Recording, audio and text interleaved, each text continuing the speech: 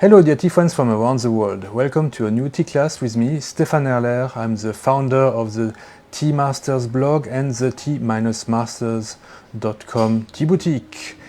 I'm in Taiwan and I'm continuing my set of classes about oolong, which I've started this fall semester. I've even created a set of samples that you can purchase on my boutique.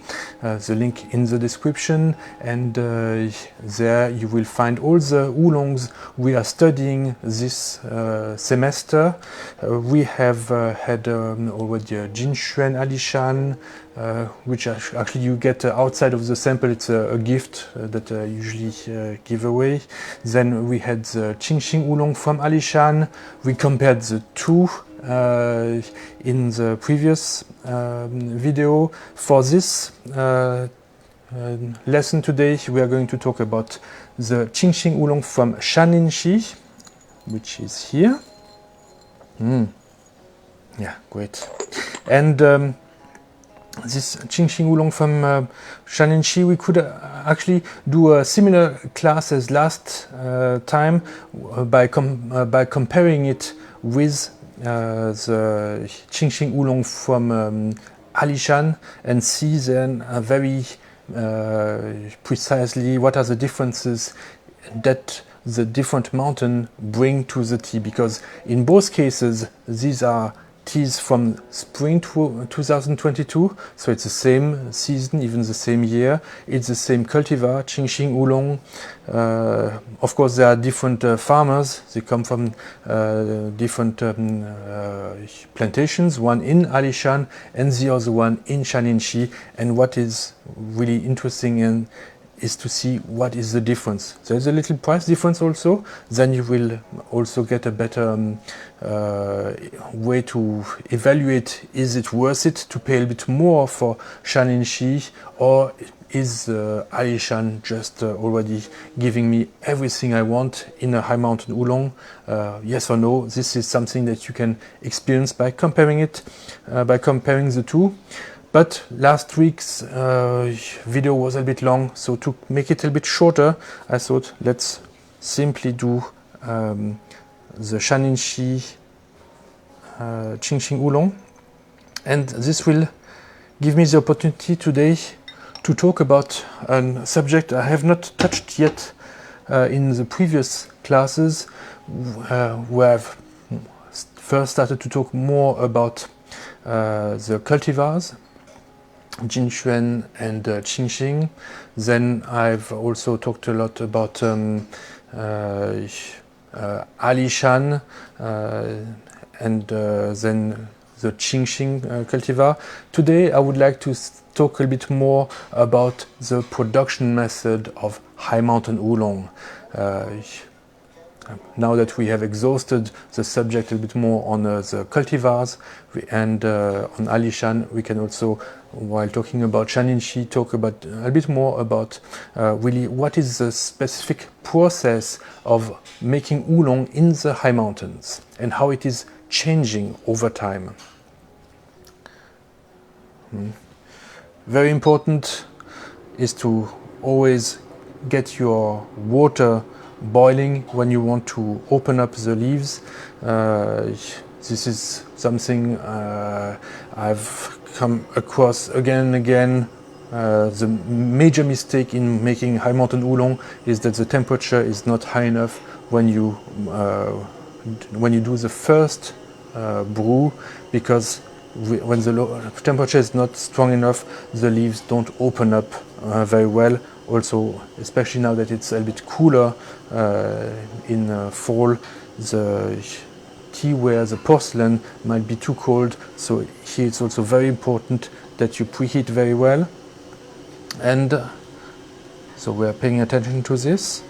The difference today compared to the other teas, Shan Lin Xi. What can we say about Shan Lin Xi? This mountain is very close to Alishan. Actually, it is also in the Nantou County, in the central part of Taiwan. It's just slightly more to the north of Alishan. By car, it takes quite a long time to go from one mountain to the other, but actually if you were a bird, you would be able to fly very quickly from Shan Lin Xi to Alishan. They're actually not so far away from each other, just the mountain roads are a little bit difficult to drive, and there's not really a direct connection between the two. Actually, most people, they will go back to the highway and make a long detour to get from Alishan to Shan Lin Xi.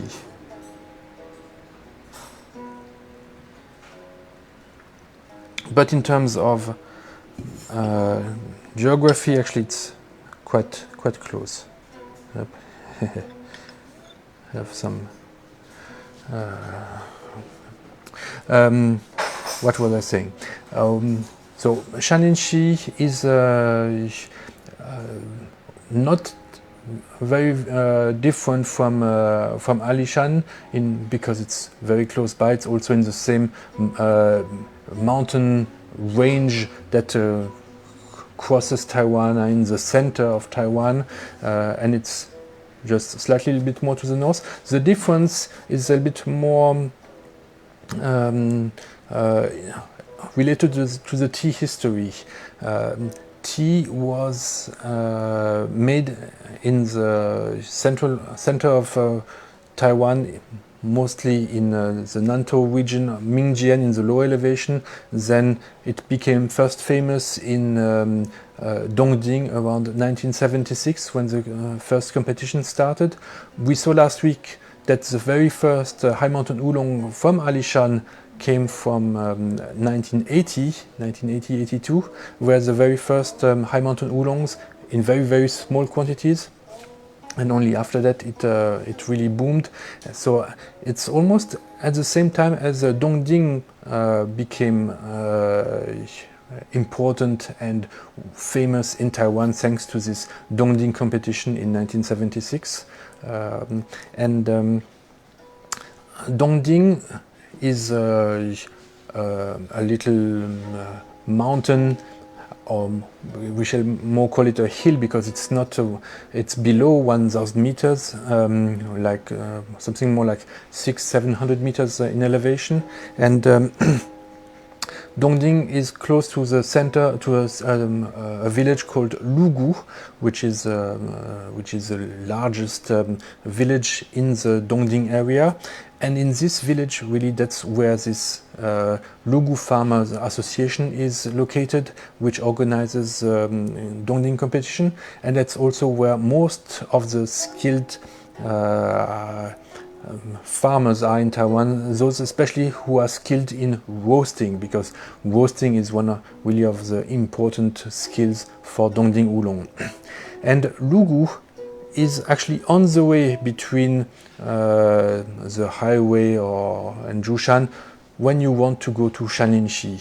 So Shan Lin Xi actually is very close to this tea center of Lugu, and once the high mountain oolong from Alishan became famous and popular, farmers in Shan Lin Xi thought, okay, we can also learn something from this. So instead of planting some plantations in Alishan, which is not convenient because of transportation, it's a long detour to get there, they started to develop the mountain in Shan Lin Xi, which is much closer, much more accessible, also thanks to national park at the top, at the end of this road. When you want to go up to Shan Lin Xi, there's a very beautiful high mountain national park.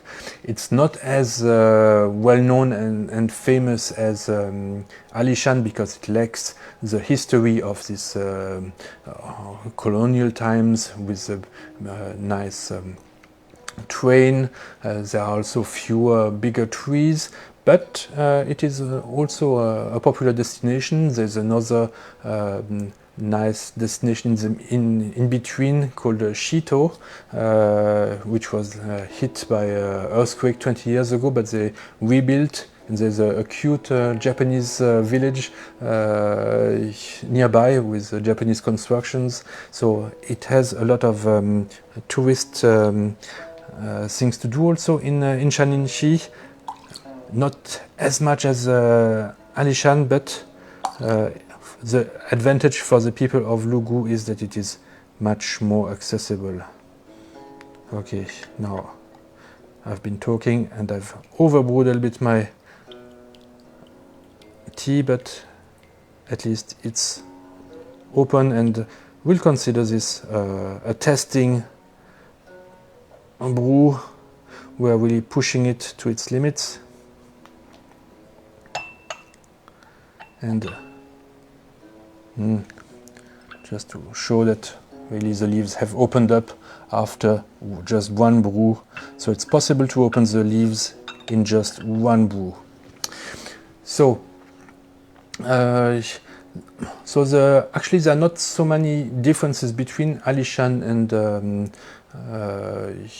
Shan Lin Xi in terms of geology or geography. They are quite close, but still, what is amazing is when you drink tea from Alishan and now one from Shan Lin Xi, there will be really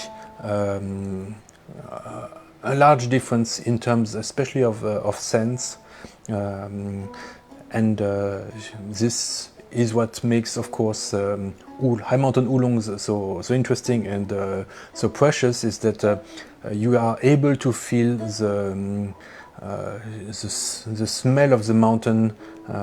It has really a large impact. Just as large as in wine, you can recognize a Bordeaux from a Burgundy very easily, or from a Rhône, just from the smells. So for me, definitely, this has more of a flowery, more elegance in terms of scents. And for me, it is really worthwhile as a price difference. But of course, there are also personal tastes involved. Alishan does a very good job in bringing a lot of power and a good amount of freshness also. Shan Lin Xi is a bit more refined, with a bit better, more floral, and also a green bean scent. Green bean does not sound so exciting and so appetizing when I'm thinking of green beans when I was a kid. That was not my favorite dish, but here it. There are a lot of pastries in Taiwan based on on a kind of green bean that are very delicious. So this has changed also a bit my mindset about green beans. So green beans that are more in this Chinese style, sweeter green beans, not the ones that we have in Western cuisine. So let's talk about the process of high mountain oolong. How is it made, and what is a little bit different with other kind of teas? First, of course, we have it picked by hand, necessarily almost, because of the way that the plantations are located, and it would be very difficult to come with a machine. And also the quality of these leaves is so good that it would be it would reduce the quality. It would make the tea more astringent if it were picked by hand, picked by machine rather than by hand. Sorry, I'm really sweating already. Ooh, the tea has a chachi that makes me warm. Great. After the tea is picked, typically it is brought by truck to the tea farmer, to the processing place, still also in the high mountain. Usually it's not very far, because you don't want to keep the leaves sitting too long for too much time, especially if it's a warm day. This would make them oxidize a bit too soon.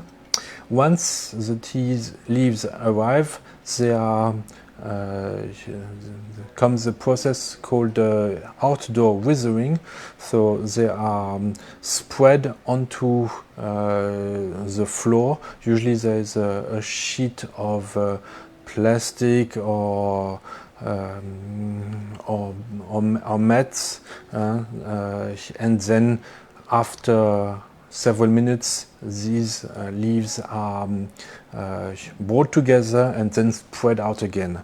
I've noted every 20 to 30 minutes they gather the leaves together and spread them out again to enable them to be dried in different positions.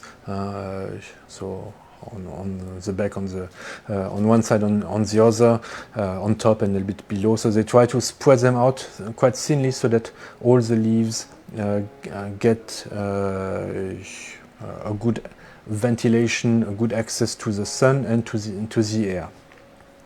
So this is done for 20-30 minutes, depending on the weather conditions. If it's too sunny, they might put on some shades on top to protect them from drying too quickly. So this is a time of transition between the field and after being gathered and being in a closed on the way to the manufacturer. And so this is a time for the leaves to rest and to slowly start to lose some of its humidity.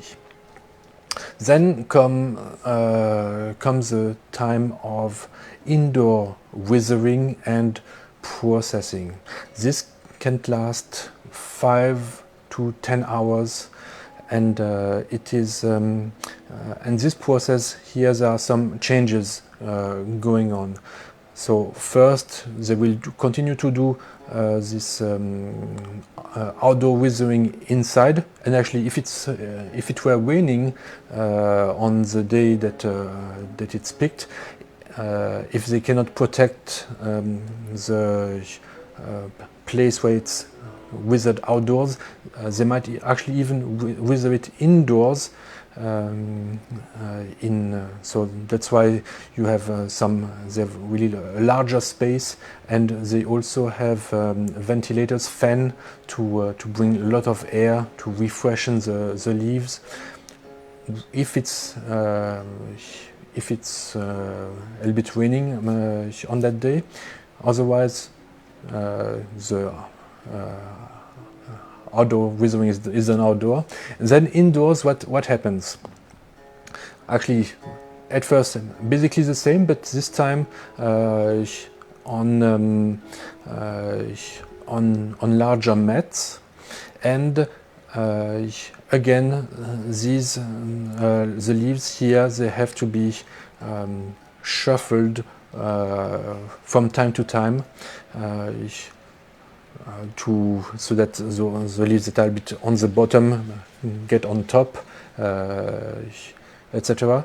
And what all this shuffling does indoors is that it bruises a little bit the edges of the leaves. So when you keep on moving the leaf back and forth by contact with the other leaves, the edges of the leaves are going to hurt a little bit, and this will cause oxidation, especially on the edges of the leaves. There's so during this this time, again, they try to do it. It takes time. It's 5 to 10 hours.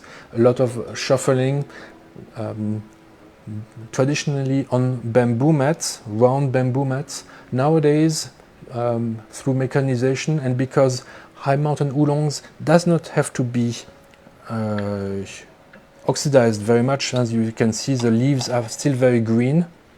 So because of this lack of strong oxidation, they have now introduced very large, like 5 times 5 meters large mats, square, that can be activated by mechanically with electricity, and so then you can stack your leaves on different levels on these large mats, and just move them a little bit by pushing them from below. And then you can also do this in closed room with air conditioning. This enables the standard operating procedure, because you can control the level of humidity and the temperature.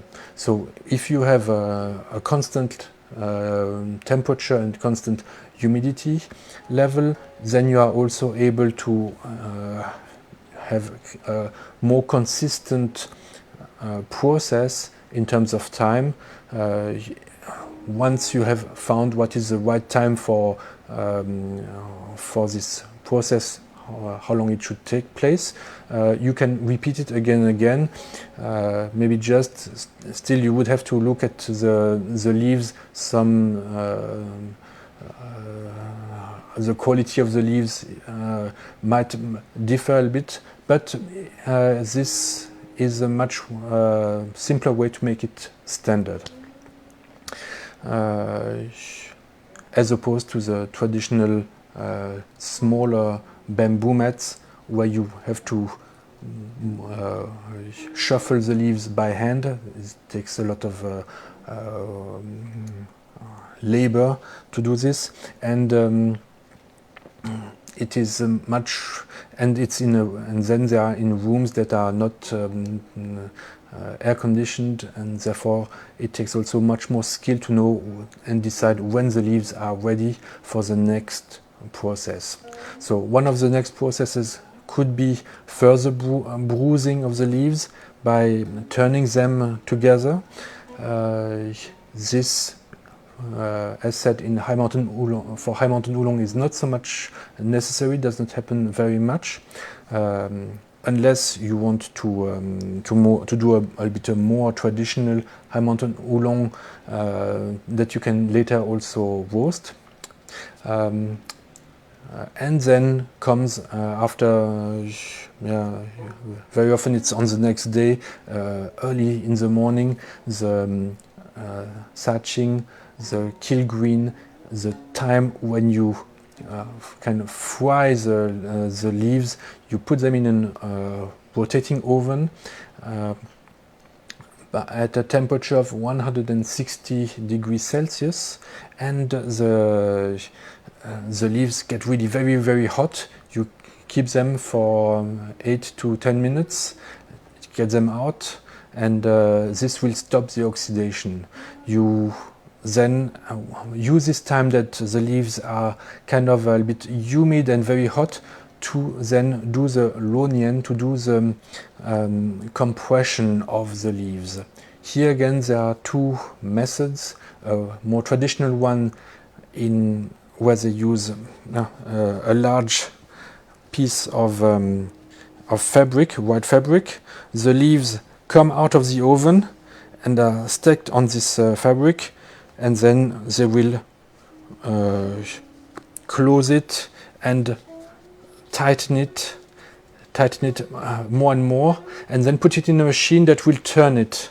And this ball of leaves will, by being turned, the leaves inside are going to take more and more this round shape. But there's a more modern way of doing this.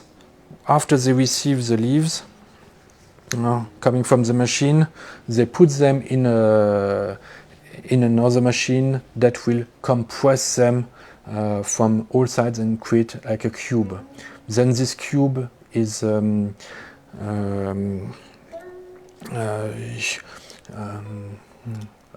the leaves inside this cube are unrolled, are opened up again, kind of broken, because otherwise you have just one big cube. So it's broken up. It's quickly warmed up again, so that each individual leaf will break down.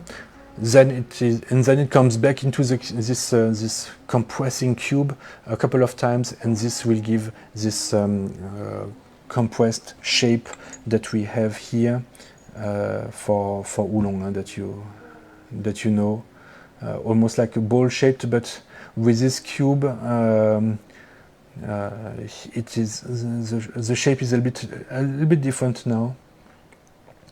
So it goes several times, and then at the end these leaves they go through a machine to be dried a couple of times, and then the tea is matcha. And if the farmer wants, or if the merchant wants, he can roast it in order to make a more Hongshui oolong. But if it does not roast it, it's going to be already this high mountain oolong.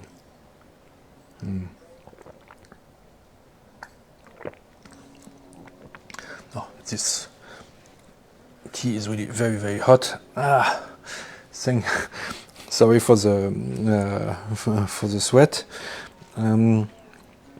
Yeah, that's about it for the process of oolong in the high mountains. So there are some innovations with the air-conditioned rooms and the larger mats for drying the leaves indoors, and this machine that now compresses the leaves. This helps the farmers to save on labor. Because there are fewer and fewer young people who are willing to do this very labor-intensive, very power requiring work. The people who do this job all have good muscles and don't get much sleep, because they have to work as soon as the leaves arrive, almost the whole night. So the work schedule for people making tea is really like hell for a couple of weeks. Very demanding job. Thanks now to these two innovations, there are fewer people who are required to do this. But still, it requires a good sense of what is good tea in order to make a good tea. And we can still see that every tea comes out different. The farmers, they are all very humble, actually, because they realize that most of the skill actually happens already before them. It starts with the soil, with the mountain, and then also with the climate, was it a sunny day or not. And the work they can do is very hard. It's very complex. It takes much longer than a green tea, or red tea will have a complete oxidation, but then high mountain oolong takes really a lot of finesse to make to do this process slowly and not oxidize the leaves too much, in order to keep its original freshness, and this is why we are able still to enjoy the freshness and the delicate fragrances from the high mountain terroir. And it will be so different from one place to another, because really each detail counts in producing these fragrances. So thank you very much for watching this class. I hope it interested you, and I hope I was clear enough. And I'll see you next week, and we are going to start to talk about Hongshui oolong, the roasted oolongs. Thank you. Bye bye.